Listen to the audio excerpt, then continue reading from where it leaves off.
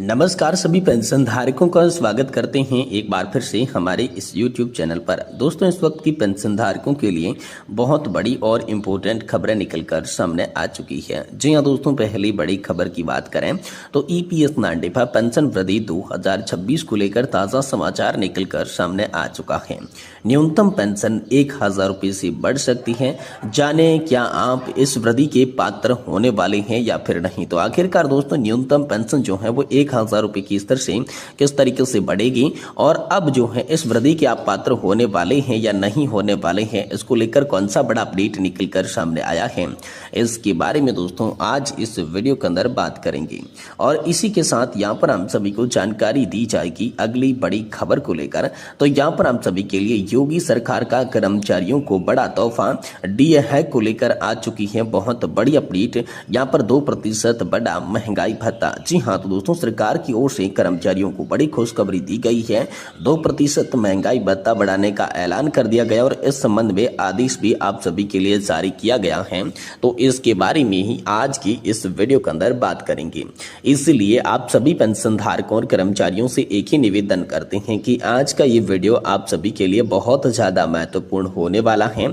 तो इस वीडियो को आप शुरुआत से लगाकर लास्ट तक एंड तक पूरा जरूर देखिएगा। और इसके साथ हमारे चैनल पर नए हैं तो चैनल को सब्सक्राइब कर दीजिएगा और इस वीडियो को लाइक करके अपने पेंशन धारक मित्र दोस्तों और फैमिली मेंबर्स में भी शेयर जरूर कर दीजिएगा। तो चलिए बिना किसी देरी के सबसे पहली बड़ी खबर की ओर चलते हैं। जानते हैं कि एम्प्लॉय पेंशन स्कीम 1995 यानी कि EPS 95 की पेंशन वृद्धि 2026 को लेकर कौन सी बड़ी खबर निकल कर आई है। न्यूनतम पेंशन 1000 रुपये से बढ़कर अब आप सभी के लिए कितनी हो सकती है और इस वृद्धि का सबसे ज्यादा फायदा किन किन लोगों को देखने को मिलेगा, कौन कौन से इसके लाभार्थी होंगे, कौन कौन से इस वृद्धि के पात्र लोग होंगे। तो चलिए इसके बारे में विस्तार से जानकारी जो है यहाँ पर इस वीडियो के अंदर जान लेते हैं। कर्मचारी भविष्य निधि संगठन यानी कि EPFO के तहत लाखों EPS 95 पेंशन भोगियों को जल्द ही महत्वपूर्ण राहत मिल सकती है, क्योंकि श्रम और रोजगार मंत्रालय न्यूनतम मासिक पेंशन को वर्तमान 1000 रुपये के स्तर से ऊपर बढ़ाने के प्रस्ताव की सक्रिय रूप से समीक्षा करता हुआ हाल फिलहाल के अंदर नजर आ रहा है। श्रमिक संघों, पेंशन भोगी संघों और संसदीय समितियों की लंबे समय से लंबित मांगों पर गंभीरता से इस वक्त जो विचार है वो किया जा रहा है। हालांकि अभी तक कोई अंतिम निर्णय या आधिकारिक अधिसूचना जारी जो है वो आप सभी के लिए नहीं की गई है, लेकिन कई विश्वसनीय रिपोर्ट से ये संकेत मिलता है कि चर्चाएं आगे बढ़ रही हैं और कुछ प्रस्तावों में 1500 रुपये से 3000 रुपये या इससे भी अधिक राशि के संशोधन की जो संभावना है वो जताई जा रही है। ऐसे जो संकेत हैं वो लगातार मिलते हुए आप सभी पेंशन भोगियों के लिए दिखाई दे रहे हैं। दोस्तों, कर्मचारी पेंशन योजना यानी कि EPS 95 के तहत न्यूनतम पेंशन 2014 से ही 1000 रुपये प्रति माह के स्तर पर स्थिर रहती हुई है और आज के उच्च मुद्रास्फीति के माहौल के अंदर ये राशि कोई सेवानिवृत्त लोगों के लिए पर्याप्त बिल्कुल भी नहीं है, अपर्याप्त हो गई है। खासकर निजी क्षेत्र के उन लोगों के लिए जिनका औसत वेतन बहुत कम है, उनके लिए राशि जो है बिल्कुल ही नाम मात्र की रह गई है। अब दोस्तों, जो नया प्रस्ताव आया है वो आपके लिए लाभकारी कैसे हैं, इस प्रस्ताव के अंदर कौन कौन सी विशेष बातें हैं, महत्वपूर्ण बातें हैं, आखिरकार इस प्रस्ताव की विशेषताएं क्या है, इसको लेकर अगर बात करें तो सबसे पहले बात करते हैं वर्तमान की न्यूनतम पेंशन को लेकर।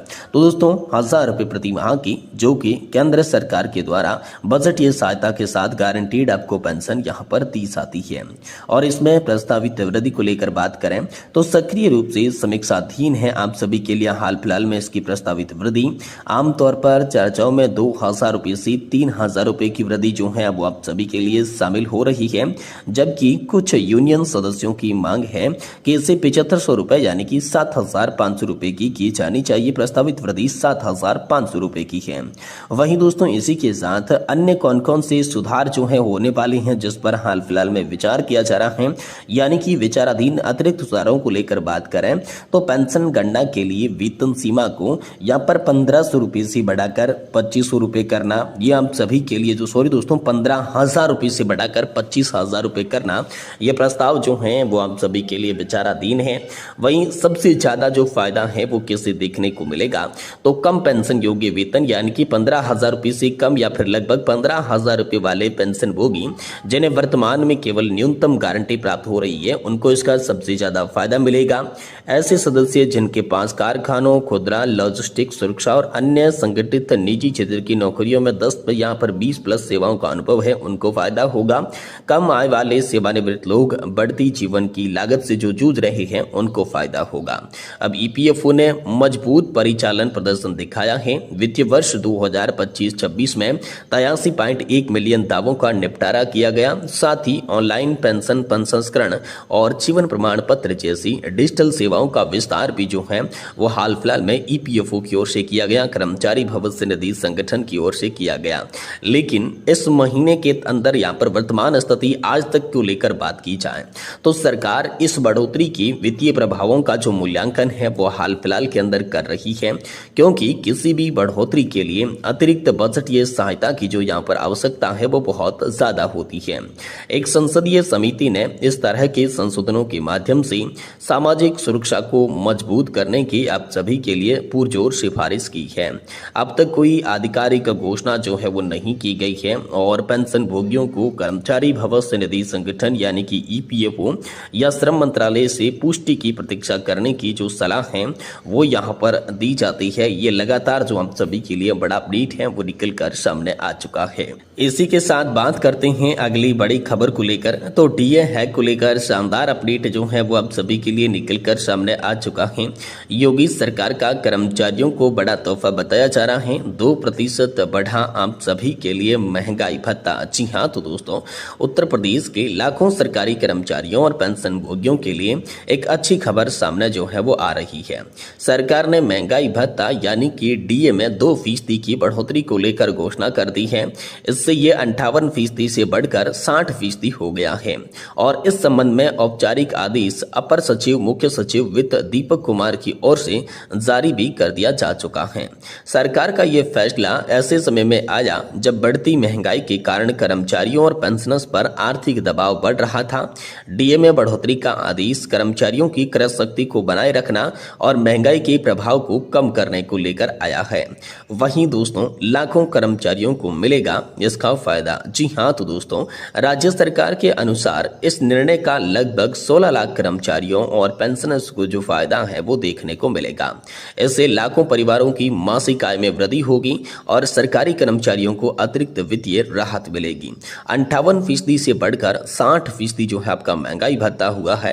तो नए आदेश के तहत महंगाई की दर में 58% से बढ़ाकर 60% कर दिया गया, यानी कि मूल वेतन पर अब 60% डीए का भुगतान आपको किया जाएगा। महंगाई भत्ता सरकारी कर्मचारियों और पेंशनर्स की बढ़ती कीमतों के असर को राहत देने के लिए दिया जाता है। यह मूल वेतन का एक निश्चित प्रतिशत होता है जिसे कि समय समय पर महंगाई दर और उपभोक्ता मूल्य सूचकांक के आधार पर बढ़ाया जाता है। साथ ही राज्य सरकार का यह निर्णय 1 जनवरी 2026 से लागू माना जाएगा। इसका मतलब है कि कर्मचारियों को बढ़े हुए डीए का लाभ पिछली तारीख से मिलेगा। जिन महीनों का भुगतान पुराने डीए के अनुसार हुआ है उनका अंतर जो है वो एरियर के रूप में आप सभी को दिया जा सकेगा। पेंशनर्स को भी बढ़े हुए डियरनेस रिलीफ यानी कि डीआर का लाभ मिलेगा। इससे पहले ओडिशा, तमिलनाडु, बिहार समेत कई राज्य सरकारों ने सरकारी कर्मचारियों और पेंशन भोगियों के लिए महंगाई भत्ते में बढ़ोतरी की घोषणा की है और अब जाकर ये उत्तर प्रदेश से आप सभी के लिए बहुत बड़ी खबर डीए बढ़ोतरी को लेकर निकलकर सामने आ चुकी है।